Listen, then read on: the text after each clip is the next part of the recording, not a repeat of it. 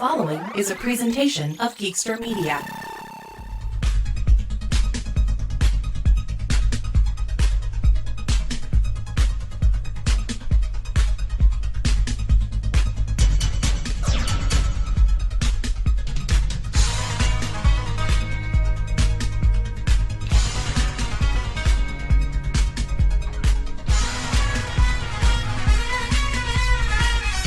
Wax Packers, Adam coming back at you with another edition of Wax Pack Flashback, a very exciting edition. Yes, we're all anticipating the release of XMen 97 on Disney+. It's going to be very, very cool to return to that universe. And so I thought that we would open up couple packs of X-Men cards from that era. Okay, these are two different packs. It's going to be interesting looking at that, but let's just kind of revisit the excitement that was the X-Men in the early 90s. I mean, of course, I was there buying multiple copies of X-Men #1, right? You had to do it. I was going to Pizza Hut, right? Get my personal pan pizza with video cassette, which also came with mini comics, right? Like, we loved these. It was so exciting to see. I was getting, how about a sticker activity album, right? You know, you get your little stickers and try to fill in the story there. That was awesome. Audio cassettes. Yes, audio cassette adventures. Storybooks. I mean, there was just so much. You couldn't get away from them. Of course, I mean, the big thing for me were the action figures. I was buying these like they were just going out of style. Like, this was a huge, huge purchase for me. Every time I had $5, like, action figures were $5.99, $4.99, you know, in that era back then. And I would just buy as many as I could. My shelves were lined with them. Of course, there was other stuff in terms of merchandising, though. You know, you had X-Men jigsaw puzzles. I played this one a lot. I got it for Christmas one year, the X-Men Alert board game, right, which is kind of the older style. But then, yeah, the merchandising blitz surrounding the actual animated series on the Fox Kids network, which was a big, big deal. I mean, they even had a spin-off comic for it, right? So it came from a comic, and then they said, well, we'll adapt the series into comic book form, even though it came from the comic book stories. It was all very confusing. Either way, though, yeah, I had posters in my room. I bought the Wolverine dress-up set, you know, so it had the little plastic claws that popped out and a mask. Like, I was all in. The strange thing was, though, reading the comics never was a big deal to me. Like, there was so much merchandise, there was so much excitement and rah-rah around it that, like, I would buy a comic here and there, and I was kind of like, wow, there's a lot of history. I don't know if I can catch up with these books. And so I never super got into the comics themselves, but I think that's the case for a lot of people. They love the cartoons. I was reading a lot of other comics, just not X-Men.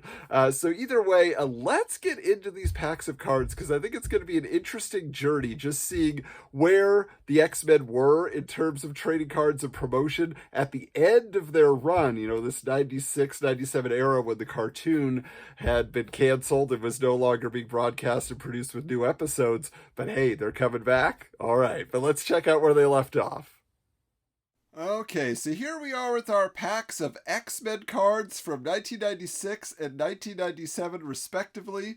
We're going to start with our 1996 pack here. Now, Fleer had been doing a lot of trading cards. In fact, Marvel bought Fleer at one point so that they were producing the cards exclusively for them. As you see here, this is a special value, 2 for $1 pack. I only have one. I wish I got 2 for $1 to pick this up. But 6 Marvel cards. We got a weird drawing of Wolverine in there. I don't know what that tells us about the art to be found within. But also, win the world's most valuable card. It was valued at $451,000. Is it going to be made of gold? Like, what is this? Let's see what else we have here. So, no purchase necessary to enter. Okay, free X-Men comics. What? Just said 3 Fleer X-Men wrappers and $2 shipping and handling, and you'll receive 3 free issues of the X-Men comic. Hey, that ain't bad. Now, I don't see promises of, oh, yeah, collect the entire set. Okay, here we go. So 99 basic cards, 1 checklist. And there's no chase cards in this? All right, well, let's find out what's going on here. Okay, so always interesting to open up a card set you've never laid your eyes on before. Yeah, this is something where I was definitely kind of out of trading cards by this point in time. Wow, does not want to open. There we go. Have to have Wolverine's claws to rip this thing open. Okay, here we go. So let's see what's inside. First off, we have our Win the World's Most Valuable Card official entry card, but it doesn't tell you like what makes it valuable. I wish it did, but apparently these were exclusive to Walmart, it looks like, telling you that you bought it there, but okay. I guess we'll have to do some research. But either way, let's start with this. Okay, oh. So there we go. So Beast, looking good upside down, swinging at you from a tree. That's going to tell us about him here. Ooh, nice layout back here. So profile. When Beast joined the original X-Men, the only Beast-like thing about him were his huge fingers and toes. Later, while performing an experiment on himself, Beast unintentionally gave himself his blue fur. Yep. Comic activity. Let's see what this is about. As one of the world's leading biochemists, Beast has spent most of his time in the lab seeking a cure for the legacy virus, which finally mutated to infect humans as well as mutants. TV activity. In Beauty and the Beast, Beast falls in love with his blind patient but is driven away by the mutant biases of her father. And that tells you that this was actually drawn by Andy Kubert, who was a very popular X-Men and Marvel artist in general. But that's interesting. So this is tying in to the animated series. I wasn't sure if they were going to do that here. All right, so now we have Archangel and X-Men here. Let's see. So yeah, Warren Worthington III. Which, again, he was just, a pretty boy with wings originally, and then we see here, but all that changed when Apocalypse transformed the rich playboy into his angel of death with razor-sharp metal wings and toxic feathers. The blade-like feathers can be fired with deadly accuracy, leaving their victims stunned, paralyzed, or worse. Warren rejected Apocalypse's influence and overcame his darker side, rejoining the X-Men as Archangel. Now, what's interesting about this is that it's the card number 1, so it looks like everything must have been alphabetical. It's another Andy Kubert. Did he do all of this? But then again, you get the TV activity telling you about an episode where he appeared, because he wasn't one of the main X-Men on the series. But yeah, I love that they're giving you comics, TV, and, just a general history of the character. That's very nice. Oh, now here we go. Wolverine timeline. So there's Logan, who it looks like he's going into battle, but maybe Captain America's attacking him. Like, it's kind of a weird position for old Logan there. Oh, yes. This very iconic issue with art by Jim Lee on that cover and interior. So yeah, let's see what this quote says. When it was over, Cap suggested we team up. I told him I work alone. Don't need a sidekick. You should have seen the look on his star-spangled mug. But yeah, so Black Widow, Captain America, and Wolverine teaming up in the old days. Yeah, that was kind of a big revelation back in the day. All right, let's see this. Back again. Okay, so fighting Sabretooth. So they got one artist to draw all these Wolverine timeline cards. Looks like the same artist from the packaging, but I don't know if I'm a fan. Does it tell you? Yeah, so that is Adam Kubert? That is crazy to me. Like, Adam Kubert, Andy Kubert, why were they doing it that way? Anyway, so this is a battle with Sabretooth, but at the end it says, when Creed escaped and threatened my friends, he stepped over the line. And when I stopped holding back the wild part of me, I did too. So a story from an actual issue of Wolverine. Speaking of which, this is a Wolverine heavy pack, because now we have Broken Claws. There he is fighting Cyber, if I remember right. My buddy gave me a bunch of his Wolverine comics from back in the day. Yep, adamantium skin, Cyber caught Wolverine, broke his claws, and poisoned him with a hallucinogenic. So, with his hallucinogenic claws. So this is a thing for those who don't know. Wolverine actually lost his adamantium. It was pulled out by Magneto in a very famous cover. And then, yeah, after that, he, for many years, had bone claws. That's where he found out, oh, they weren't just, put in by the Weapon X project. But here it says, Cyber used to have me beat before I got started, but he never went up against a Wolverine with nothing to lose before. He won't be doing it again anytime soon. All right, our last card from this pack. Hey, it's Jubilee as part of Generation X, which was her team at this time, and they made a TV movie on Fox, which I love. Of all the Generation X kids, Jubilee has the most experience as a superhero.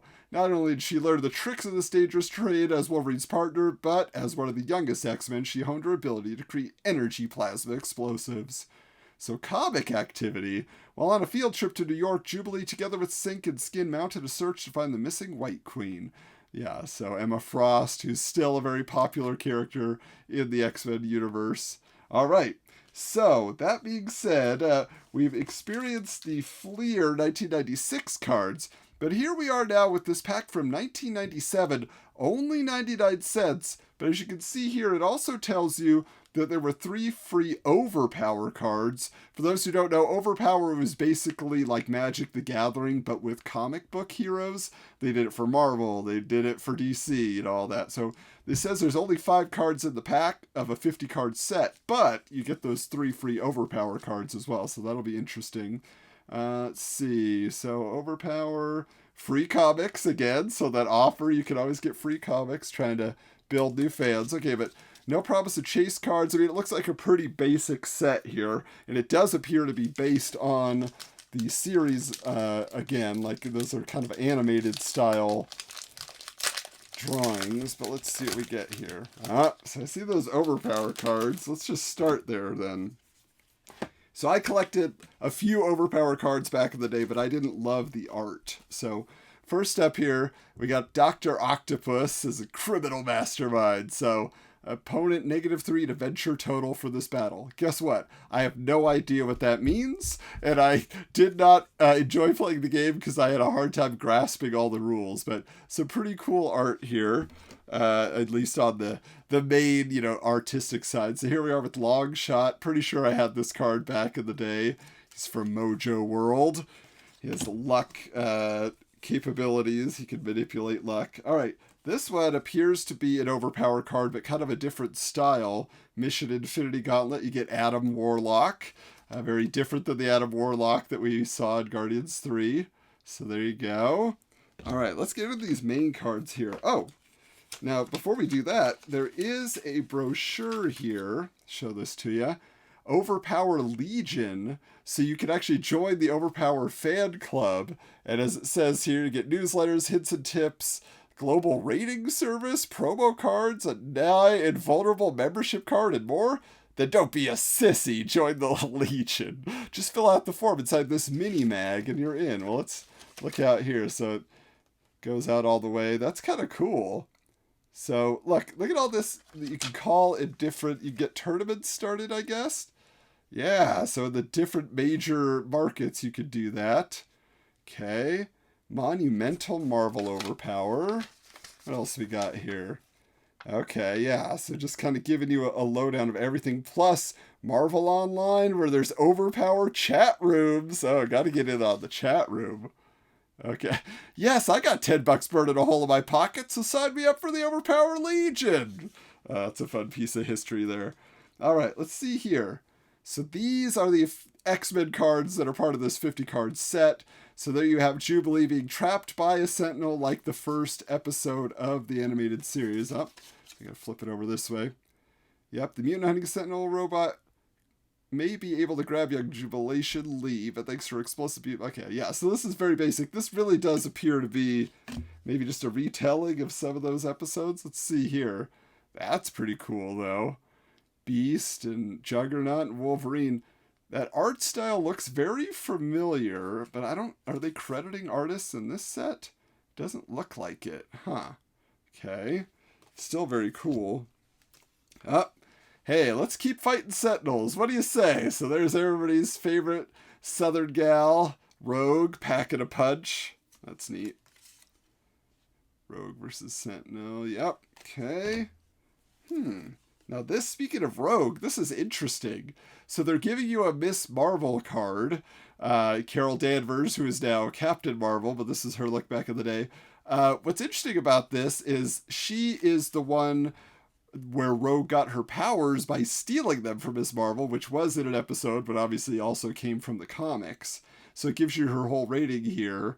that's kind of fascinating, because you see here it says Carol was an astronaut who gained superpowers from mysterious alien radiation. She's not a mutant, so you wouldn't think necessarily that she'd be included in this set, but still, that's interesting. All right, finally get another ex-villain, Omega Red, which, I don't know, this is an interesting art style. I'm trying to figure out, is this computer generated? Because it looks so stiff. I'm like, was this the best they could do, maybe? But there's his power ratings here. Omega Red's mutant death aura can suck the life out of those around him. I definitely had the action figure that had tendrils and everything that came out of it. But look at that. Combat and mutant powers, he's a 5. He's going to the end of the scale there. So, All right, well, very different card sets. Let's see which was my favorite. Okay, so very interesting sets of cards. They kind of felt like budget sets, like that Fleer set said it was 2 for $1. The other X-Men cards were 99 cents. You got to remember that there were other packs of cards just like 2 years earlier. They were starting to sell for like $5 a pack, I remember. That's kind of what drove me out of card collecting. So I think they were trying to build new fans with a cheaper price point, but kind of the cards themselves felt a little cheaper too. That being said, there were some cool cards in here. So from the Fleer set, I'd have to go with this Beast, just because I thought it was really interesting, just the way that they laid out all the details about him. You learned something from the comic, you learned something from the show, I thought that was neat. As far as the 99-cent pack, I did really like this art. And honestly, like Andy and Adam Kubert on the Fleer set, you would think they could do a little bit more dynamic. Maybe it was the Fleer Flare coloring process. But I thought the art in this set, this budget set, was even better. So those are the ones that'll be going in the folders. That being said, what other collectible cardboard item from the world of X-Men jumped out at me while I was opening those packs? And that was this special promo. That is right. These were High C Pogs. So back in the day, if you bought a certain amount of High C and you had your UPCs and your proof of purchase that you could send in, you could mail away for a set of Pogs featuring the X-Men, and man, was I all in on that. I was so into Pogs at that exact moment, and so I never got to drink High C, but I begged my mom at the store. She bought up, the required amount of High C and sent away for them, so those have been with me for a very, very long time. That being said, we will be back with more exciting Wax Pack Flashback episodes. We have a lot more cards to get to, a lot more memories to relive. So we hope that you'll stay subscribed here to Geekster on TRN TV. And hey, until next time, we'll check you later. This has been a presentation of Geekster Media.